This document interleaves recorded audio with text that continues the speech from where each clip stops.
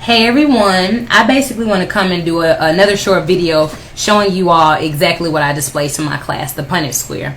Before I get into that, it needs to be first understood that the oldest individual to ever be found on the face of the earth was a woman given the name of Lucy, who was African. She was found in South Africa.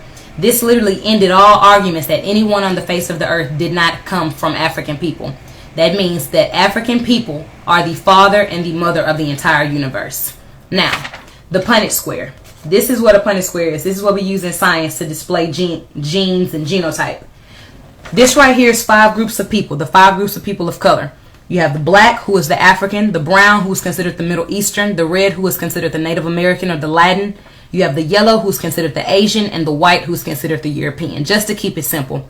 Now, these 2 big X's display the African, because we are genetically dominant. Anyone that doesn't understand that black people are genetically dominant is a person that has first been miseducated on themselves. We've been taught to think that we're inferior, but the science behind it is all black people are genetically dominant. Now, those 2 small X's are white people, recessive. White people are a recessive gene.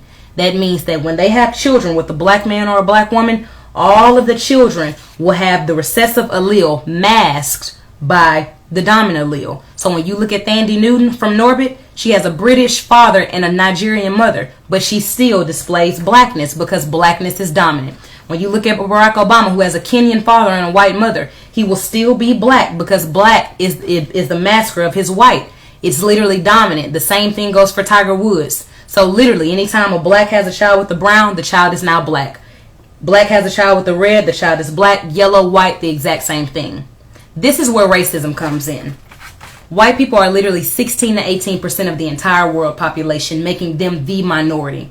The thing about whiteness is it's a recessive gene. So you literally have to have two white parents in order to be white. So when Dylan Roof says you're raping our women, what does he mean by that? He means that anytime a white woman has a child with a black man, those children are not white anymore, because in order to clarify as white, you have to be 100% white. Well, to the people that are already the minority, it is extremely important to hold on to the genetics that they already have, because their genetics are already recessive. So think about prison. Why are so many black men are in prison? Because if you're in prison, what are you not doing? You are not having children. Why does it seem so many black American men are turning homosexual? So many black women are lesbians. Because if you are lesbian homosexual, you are not what? You are not procreating your race.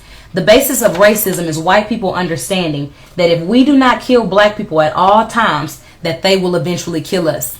So when you look at black men being pulled over by oftentimes European police officers, shot and killed for no reason, is because they subconsciously understand that if I do not kill him, that he's going to kill my children with his genetics. Racism is not simply somebody hating you because, you got this fly car, because they don't want to see you do well. White people do not want to go extinct. So in order for them not to go to extinct, they created a system called racism, white supremacy, in order to kill black people. Black people, because we show the strongest genetic variability. So when you go to Africa, you're going to see a lot of different diseases that target black people, because we have got to diminish your numbers if we have a chance of living and surviving. This is the reality of racism. So we've been taught to hate our skin. We've been taught to hate our lips. We've been taught to hate our wide noses. We've been taught to hate everything about blackness, because really we're dominantly strong. Think about Venus and Serena Williams dominating in tennis. Think about Tiger Woods dominating in golf. Think about all of the amazing, basketball players that have played in the NBA, amazing NFL players. The majority of those individuals, if not always, are people of African descent, are black people. That's not coincidental, because we are genetically strong. We are genetically stronger than any individual on the entire face of the earth, and the European knows that. So if he wants to live for the next 200 years and have blue-eyed, blonde-haired children, then that means, unfortunately, he has to kill us. Understand, overstand, wake up, love being black. Bye.